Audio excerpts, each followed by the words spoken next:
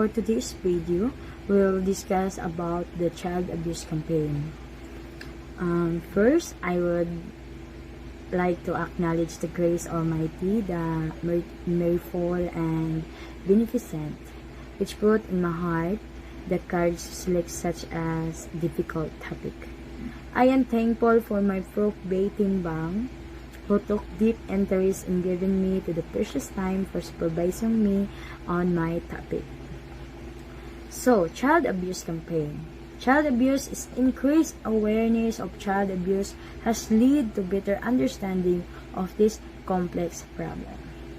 Child abuse can be physical, emotional, verbal, sexual, or through neglect.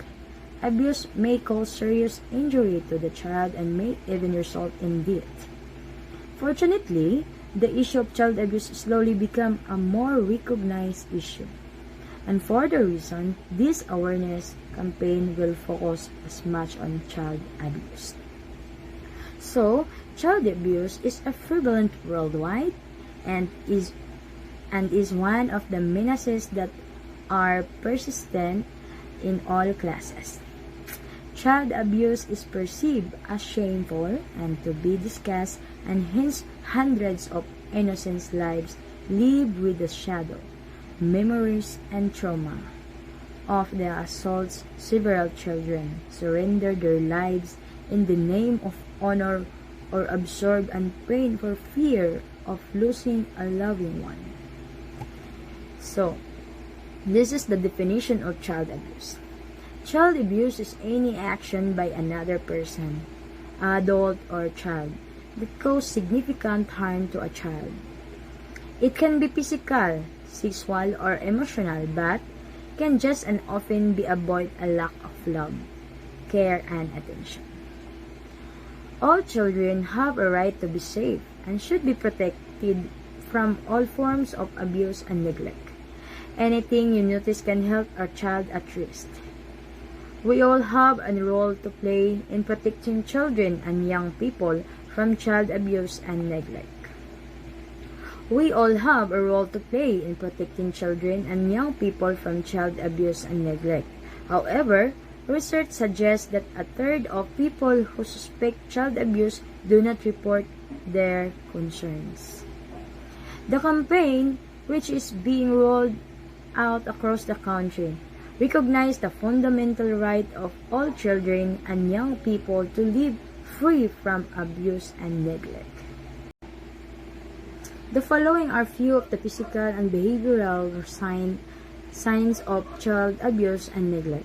The listed sign of child abuse is each category may pertain to more than one type of abuse or neglect. First one is spot the signs, like emotional abuse.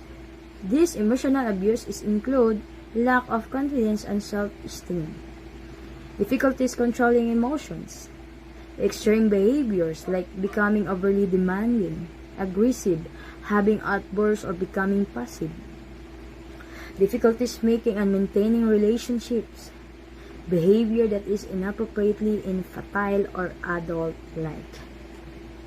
Next is, second, spot the sign neglect. Poor appearance and hygiene, being smelly or dirty, being hungry or not given money for food, health and development problem like anemia, housing and family issue, and living in an unsuitable home environment, such as having no heating, change in behavior, becoming clingy. Third one is spot the sign about physical abuse, like bruises, black eyes, welts, laceration, and rope marks, broken bones, open wounds, cuts, punctures, untreated injuries in various stages of healing, broken eyeglasses or frames, or any physical signs or of being punishing or restrained. Laboratory findings are either an overdose or underdose medication. Fourth one is sexual abuse. Exposing a child to pornography, encouraging a child to perform sexual acts, exposing a person's genital to a child, performing sexual act in a child presence, photographing a child in sexual pose, watching a child undress or use the bathrooms, often without the child knowledge. So those are the signs of being child abuse. So we have fact and myths. One is myths. Myths, most of the time girls are victim of abuse, and they are also fact that both males and females can be victim of abuse. Boys are the greatest risk of being abused between the ages of 3 to 7 years. And for girls, it is between the ages of 9 to 15 years. So we have myths. Second, most children are sexually abused by strangers. We have facts also. It is estimated that approximately 85% of all child sexual abuse are perpetrated by an offender known to and trusted by the child. Only a small percentage of perpetrators fit the stereotype of the strangers. So who commits child abuse? It is a myth. The child abuse is committed by strangers. Abusers are most of the time well known or trusted by the child. Typically, there is a power difference between the abusers and victims. Another myth about abuser is that they abuse children because they are suffer from mental illness. So we have 10 things that we can do to prevent child abuse. First one is volunteer your time. Get involved with other parents in your community. Help vulnerable children and their families, or start playground. Second is discipline your children thoughtfully. Never discipline your child when you are upset. Give yourself time to calm down. Remember that discipline is a way to teach your child. Use privileges to encourage good behavior and timeouts to help your child regain control. Third one is examine your behavior. Abuse is not just physical. Both words and action can inflict deep, lasting wounds. Be a nurturing parent. Use your action to show children and other adults that conflicts can be settled without hitting or yelling.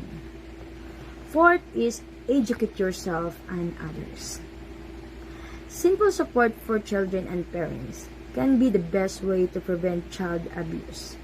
After schooling activities, parent educate classes, mentoring programs, and respite care are some of the many ways to keep children safe from harm. Be a voice in support of these efforts in your community. Fifth is teach children their rights. When children are tough, they are special and have the right to be safe. They are less likely to think abuse in their fault and more likely to report an offender. 6. Support prevention programs. Too often, intervention occurs only after abuse is reported. Greater investment are needed in programs that have been proven to stop the abuse before it occurs, such as family counseling and home visit by nurses who provide assistance for newborn and their parents. 7. Know what child abuse is. Physical and sexual abuse clearly constitute maltreatment, but so does neglect, or the failure of parents or other caregivers to provide a child with needed food, clothing, and care. Children can also be emotionally abused when they are rejected, berated, or continuously isolated. 8. Know the signs. Unexplained injuries aren't the only sign of abuse.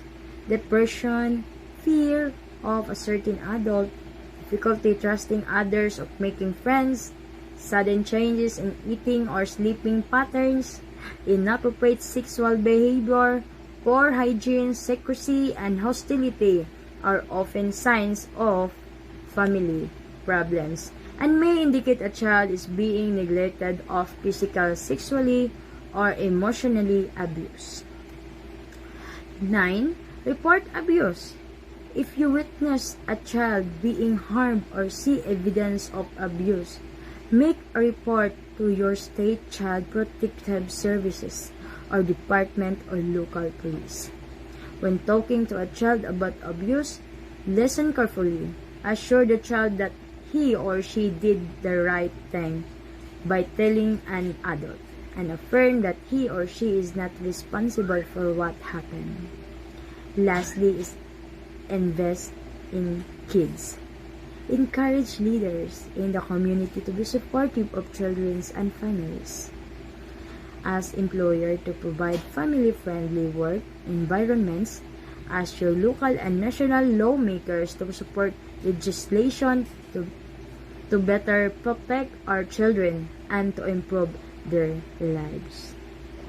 So, this report is, those are the child abuse campaign. Thank you.